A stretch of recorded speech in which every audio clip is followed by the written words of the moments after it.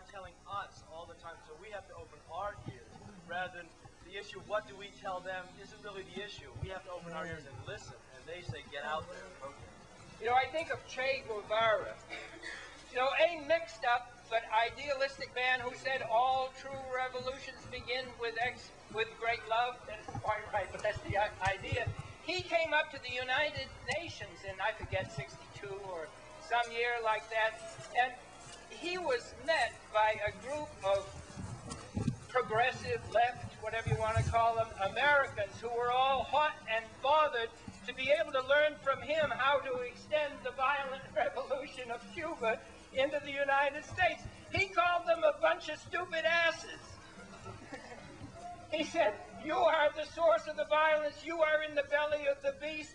You are going to pick up for your own self-expression a self-defeating method that we wish we hadn't had to employ. Said, come on, come off it. Develop a nonviolent movement. Yes? David, Martin said something more. What I heard him say was talking about the source. Is not. You want to stand up and shout too? I'm sorry, but Oh, that's right. I can shout. but face them and I'll hear you. It seems to me that Martin said more to the source rather than some anonymous something that happens in Washington. I think I heard him say that the source is the stuff in your own lives. Right. That is, the source is here. And until people recognize that, it isn't a matter of being able to move somebody else and doing something so that it's closer than just our source. I agree completely. He says that, you know, the source is in our own lives. That's why I talked about delivering my own children. So not that I'm anywhere near able to live out what I'm talking about. But again, we make these artificial dichotomies. And I think about in the late 60s to develop this antagonism almost between people who said nothing works except grassroots local action and changing my life. Everybody changing their own life. And other people said, oh, but you've got to change the system. And you've got to get out, you know, to Washington and all the rest. And I used to fly into an airport, and I'd be met by the two groups. You know, say, which do you believe in? Local action or national action? What do you believe in? Personal change or systemic change? I used to say, those questions are like asking me, do I believe in breathing in or breathing out? If you don't do both, you're in trouble.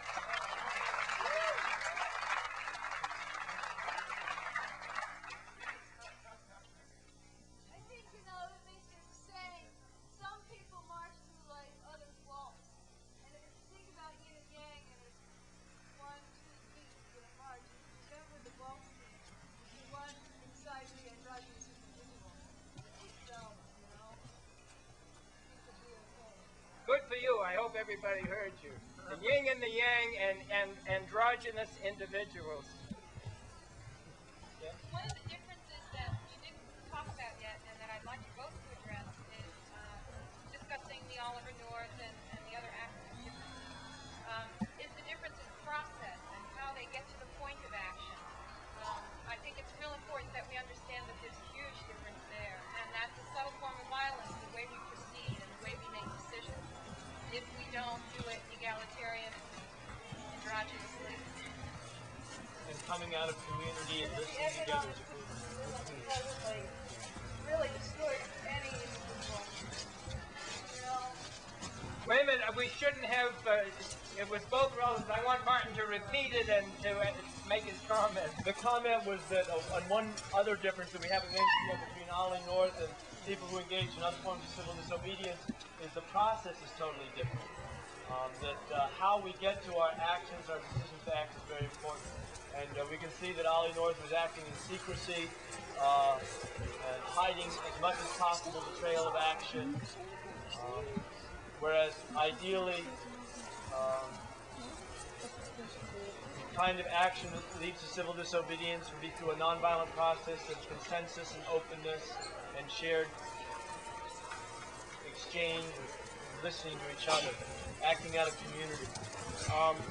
That brings to mind also another difference between Ollie North, which hasn't been mentioned yet either, and that is so-called civil disobedience or law breaking coming from the seat of power in Washington, coming from the White House itself, is in a totally different realm from civil disobedience by individuals.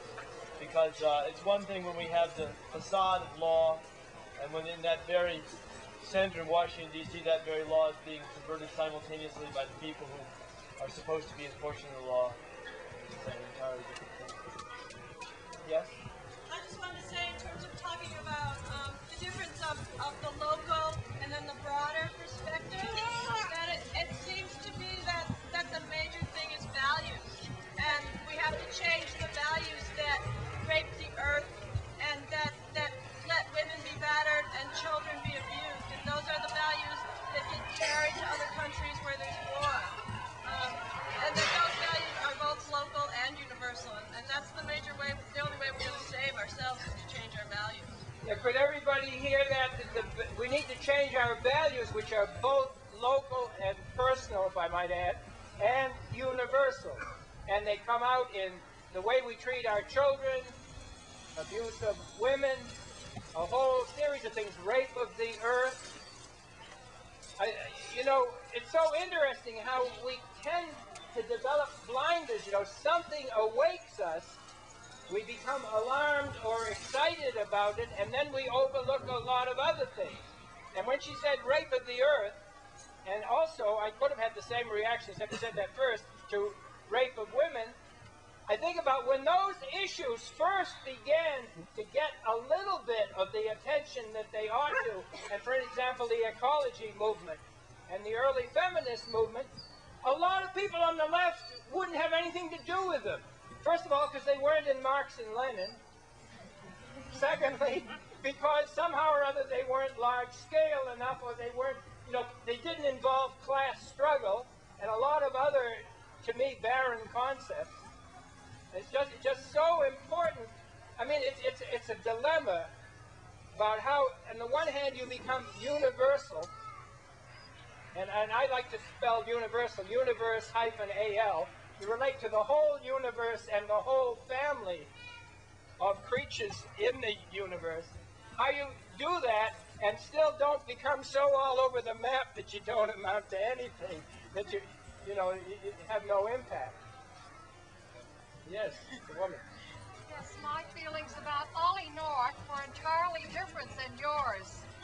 I felt that here was the danger of a false god, ready to do away with the Constitution of the United States, and much in the path of the fascists that we had, the Nazis in Germany.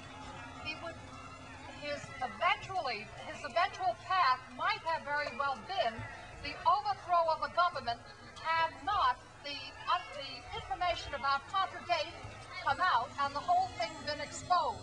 And I think we have to not respect his sincerity, but really recognize him as the front for the most backward and wealthy elements of this country that are willing to put down the impoverished people of this Central America and South America who are trying for the first time in their lives to throw off the yoke of colonialism and live a decent life. Well, I agree with you. I agree with most of what you say, but I don't agree that we would have had a danger of fascism in this country except for the Contragate hearings. I think we still have the danger of fascism. And I think, I mentioned, I got a fellowship to study in England in 1936 and 37, and that's why I was in and out as what we used to call later called premature anti-fascist, in and out of Germany, staying with Jews and trying to work on that whole problem. And I have seen, for years, I was upset when people who otherwise thought as I did, or maybe mostly thought as I did, would start speaking about fascism in the United States, or the so-and-so was a Nazi. Because the gap in understanding, plus, tended to be exaggerated. But for about the last 2 years, I rarely give a major speech anywhere, but I talk about that because from that experience in Europe, in 1936 to 37, I see deadly parallels increasing every day.